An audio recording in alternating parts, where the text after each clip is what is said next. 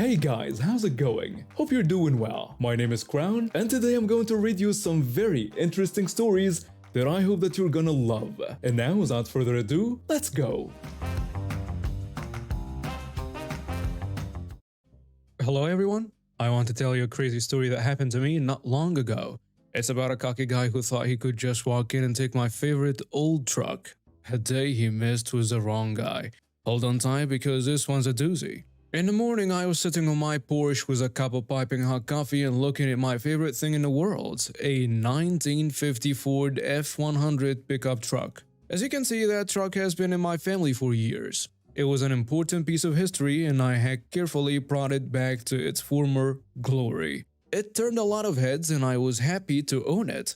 I heard tires screeching to a stop while I was lost in thoughts and enjoying the peace and quiet of the moment. When I turned around, I saw a fancy sports car parked right in front of my house. A man who looked like he was straight out of a fashion magazine walked out of the driver's side door. He wore brand clothes from head to toe and his expensive sunglasses seemed to protect his eyes from the sun. I heard him strut toward me with a cocky grin and say, "Hey buddy." When he came up to me, I couldn't tell but raise an eyebrow. "Can I help you with something?" With a nice tone, I asked. He leaned against the porch fence and looked at my old truck without any real interest. He said, "Nice ride you got there," but his tone was full of snobbery. I nodded, trying to be polite even though he was being rude. Thank you. It comes from my family. Has been in the family for many years." He laughed, as if my emotional connection to my truck were a joke. He began, "Well, here is a deal. I promised a friend who really likes these old cars that I'd get him one. What amount of money do you want for this whole thing?" I was shocked by how bold he was. I told him, "Sorry, but this truck is not for sale. It's priceless to me." He didn't seem to care about what I said to him. "Hey, everything costs something. We can make a deal if you tell me the price." I shook my head, getting more and more annoyed by his insistence. "I told you it wasn't for sale. Now please leave my land." The cocky guy's smile went away and his eyes got narrow. "Do you not get it? I get what I want every time. You're just a country pumpkin who doesn't value what they have." I made fists and tried not to lose my anger. "I suggest you get back in your car and leave before I call the police." Getting angry, he sighed and said something under his breath. He walked back to his flashy car on his heel and drove off in a huff, leaving a trail of burning rubber on a road. I thought that was the end of it, but I had no idea that this cocky guy would not give up so easily. After a few days, things went back to normal. As I kept working on my truck, I would sometimes take it for a drive around town. It was my getaway and a link to the past, and I loved every minute I spent with it. Then one night, as the sun was going down, I saw something strange out of my living room window. He was back, that cocky guy, sneaking around my truck like a thief at night. As I watched him try to jimmy open the door, my heart was beating fast. A rush of energy ran through my body as I ran outside. "Hey, what do you think you're doing?" I yelled, and my voice was shaking with anger. He fell out of the truck while holding a crowbar because he was scared. He said, "Oh, I was just admiring your antique," acting like he wasn't guilty. I didn't believe it for a second. "It looks like you want to steal it."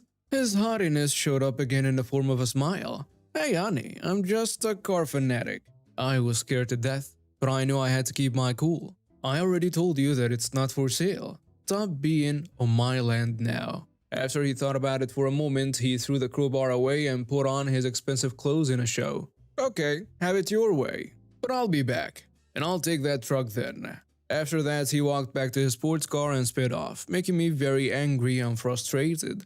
I knew I couldn't let this cocky guy steal my truck and get away with it, so I did something about it myself. It was the next morning when I went to the police office to report the attempted theft. The police were understanding and said they would keep an eye out for anything fishy. They told me to put up security cameras around my house, which I did right away.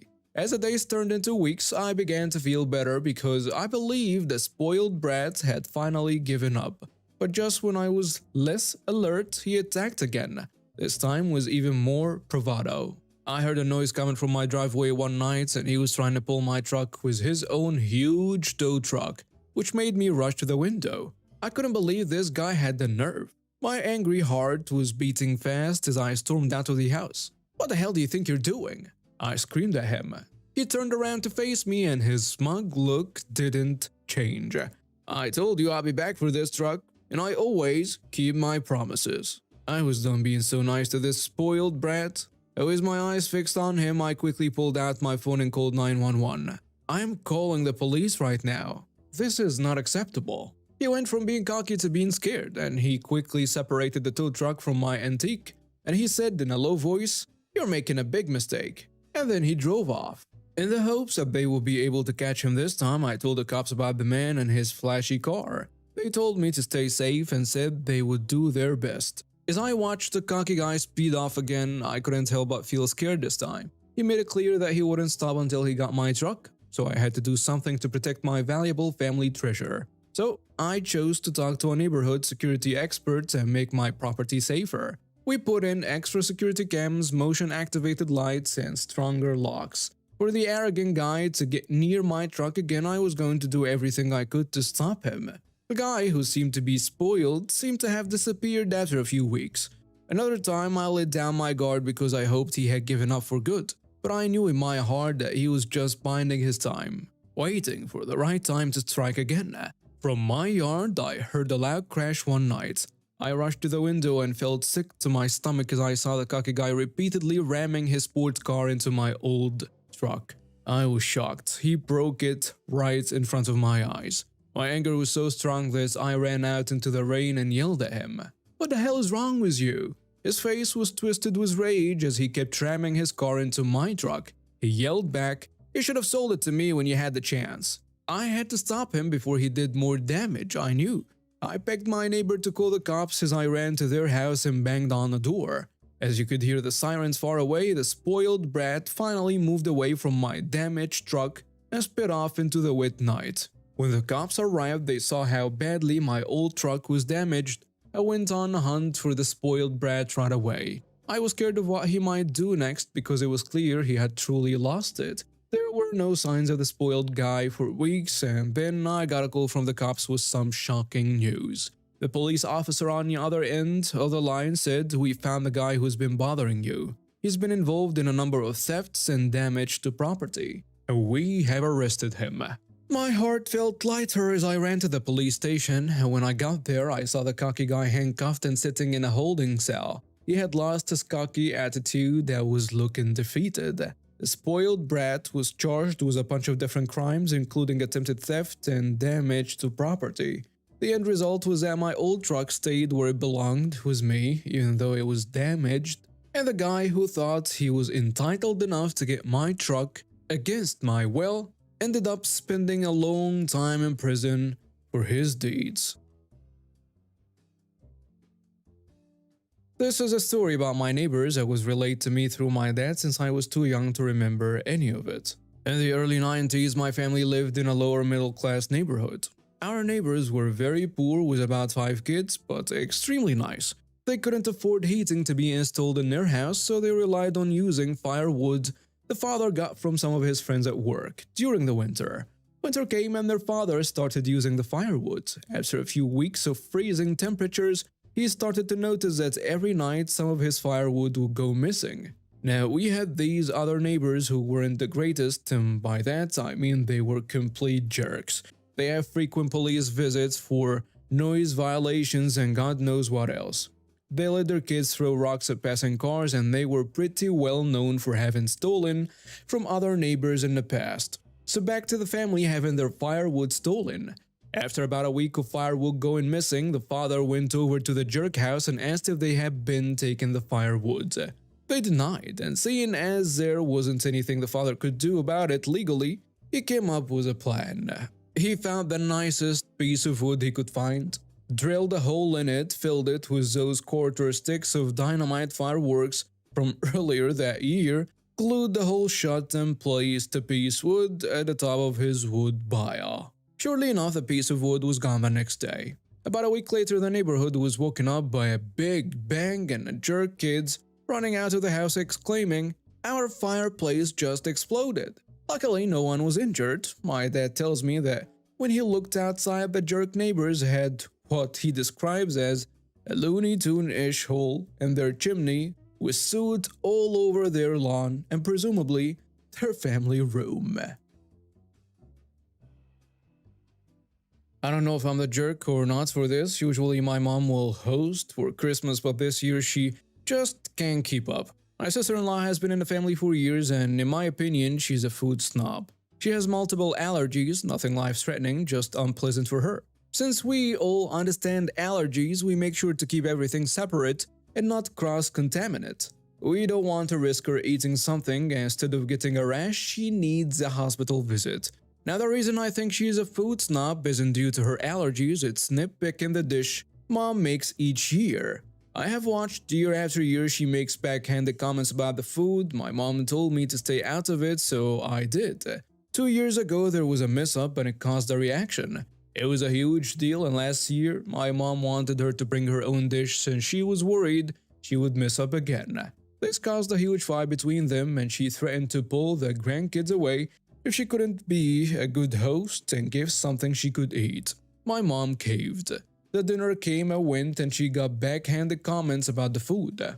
My mom can't host anymore and none of my brothers were doing it, so I stepped up. I gave my sister-in-law a call and told her she needs to bring her own meal. I told her I am not experienced handling allergies and I cannot guarantee the food will be safe, so I will not make her something. I didn't tell her, but the other reason was I don't want her bitching about my food. This caused an argument about me being a horrible host. I made it clear I wouldn't accommodate her and she doesn't have to come. My brother is pissed, but my mom laughed when I told her. Am I the jerk? And now some comments on the post. Someone saying, "You're not the jerk, but I wouldn't say this is because of her allergies. She threatened your mother was not seeing her grandkids. This is unacceptable. Your sister-in-law is not normal. And usually, at my family gatherings, everyone brings something. I'm the only vegetarian, so I make sure I bring that. Sister-in-law has no right to threaten your mom who's not seeing the kids over this. I think someone needs to talk to your brother." Another commenter adds, "Not the jerk. I absolutely believe a host should accommodate guests, when they can be accommodated at least. For example, most hosts can make 1 to 2 vegan dishes or something gluten-free. Not a gluten-free kitchen, but a safe dish. And I think it's rude when a host is like, I'm not accommodating anyone. However, you're not demanding to host. The rest of your family can't/doesn't want to, and you don't feel comfortable making safe accommodations. That's totally fair, and it's okay to make a condition of your hosting. Your brother could host with sister-in-law, and then all the food could be to her liking and safe for her allergies. And then you add in that she's a rude guest even when accommodated, and you are under no obligation to bend over backwards to make her food." A third commenter goes with, "Not the jerk. Normally, I would say that you're the jerk for not accommodating allergies and dietary concerns when you're hosting something like this, but it sounds like you all have been accommodating and she has behaved ungraciously. I have many friends with special diets and allergies. The ones I happily accommodate are the ones who are nice, pleasant, and complimentary. I have one friend who, no matter how hard you try, will always have complaints. Complaints about what she can't eat, complaints about what she can, and no allergies that just popped up and forgot to tell me about.